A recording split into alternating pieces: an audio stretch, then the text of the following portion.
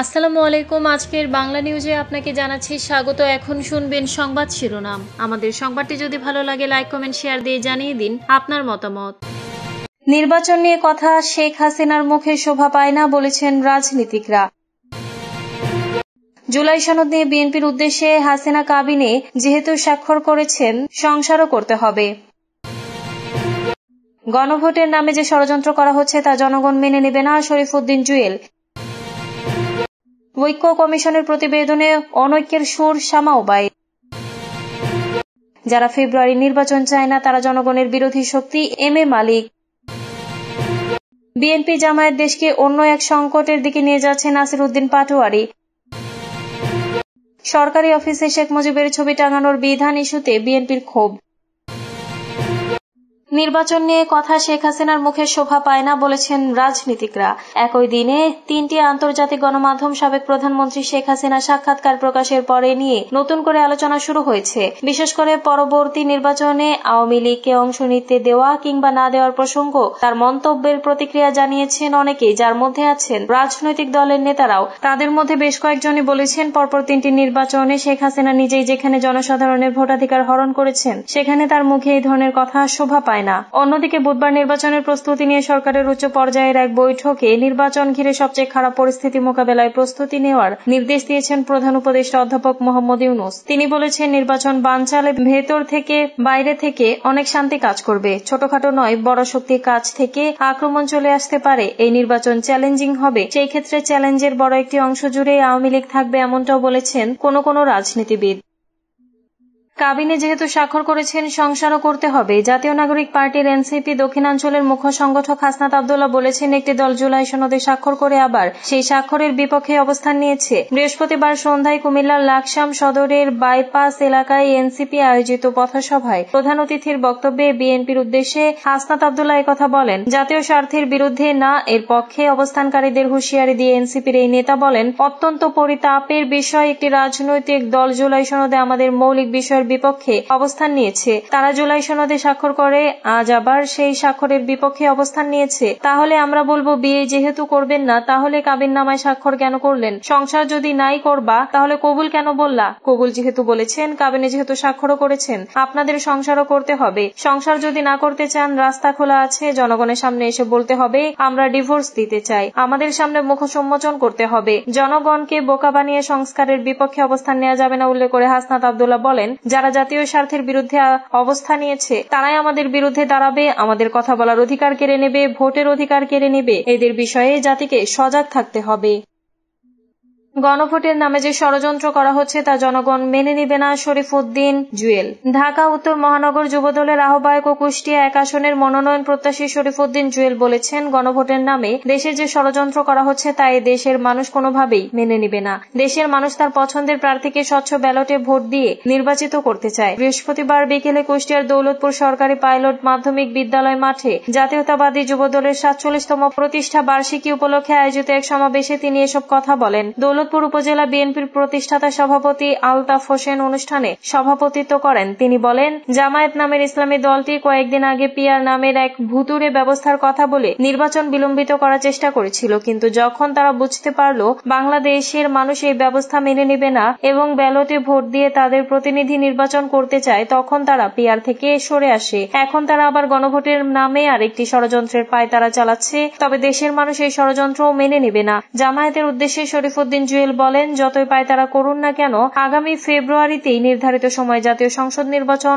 অনুষ্ঠিত হবে। তিনি অভিযোগ করে বলেন, স্থানীয় একটি পক্ষ কিছু সংবাদকর্মীকে নানা ধরনের হুমকি ধামকি দিচ্ছে। আমি স্পষ্ট করে বলতে চাই, বাংলাদেশ জাতীয়তাবাদী দল বিএনপি সংবাদকর্মীদের পাশে রয়েছে। যদি কেউ সাংবাদিকদের হুমকি দেয়, আমরা সাংবাদিক ভাইদের পাশে থেকে হুমকিদাতাকে দাঁত ভাঙা জবাব দেব।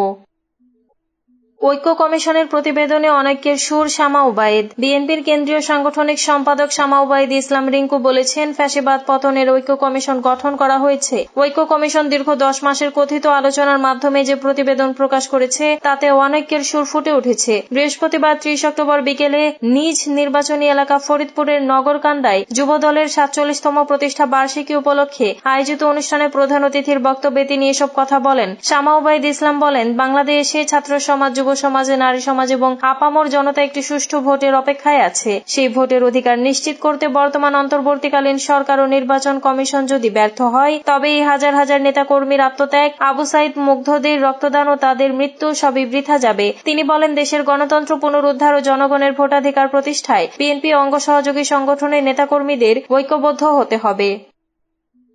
যারা ফেব্রুয়ারির নির্বাচন চায় না তারা জনগণের বিরোধী শক্তি। এম এ মালিক। বাংলাদেশে এখন একটি ষড়যন্ত্র চলছে মন্তব্য করেছেন বিএনপির চেয়ারপারসন বেগম খালেদা জিয়ার উপদেষ্টা ও যুক্তরাজ্য বিএনপির সভাপতি এম এ মালিক। তিনি বলেছেন, যারা ফেব্রুয়ারির অবাধ নির্বাচন চায় না তারা জনগণের অধিকার বিরোধী শক্তি। গণতন্ত্র, স্বাধীনতা ও মানুষের ভোটাধিকার ফিরিয়ে আনতে হবে। আমরা শান্তিপূর্ণ উন্নত বাংলাদেশ চাই। মঙ্গলবার বিএনপির ভারপ্রাপ্ত চেয়ারম্যান তারেক রহমান ঘোষিত রাষ্ট্র কাঠামো মেরামতের ৩১ দফা কর্মসূচি বাস্তবায়নের লক্ষ্যে সিলেটের বালাগঞ্জ উপজেলার ৬ নম্বর পূর্ব গৌরীপুর ইউনিয়নের গণসংযোগ ও সমাবেশে প্রধান অতিথির বক্তব্যে তিনি এসব বলেন। এম এ মালিক বলেন, গত ১৫ বছরে দেশের রাস্তাঘাটে, স্কুল, কলেজ, মসজিদ ও মন্দিরের উন্নয়ন স্থবির হয়ে আছে। বিএনপি সরকার গঠন করলে এই জনগণের অধিকার ও উন্নয়নের বাংলাদেশ প্রতিষ্ঠা করবে। তারেক রহমান ৩১ দফা কর্মসূচি বাস্তবায়নের মাধ্যমে আমরা একটি নতুন রাষ্ট্র কাঠামো গড়ে তুলব। তিনি জানান, দক্ষিণ সুরমা, বালাগঞ্জ, ফেঞ্জুগঞ্জ অঞ্চলের কয়েকটি গুরুত্বপূর্ণ সড়ক, বিদ্যালয় ও উন্নয়ন প্রকল্প নিয়ে তিনি প্রশাসনের সঙ্গে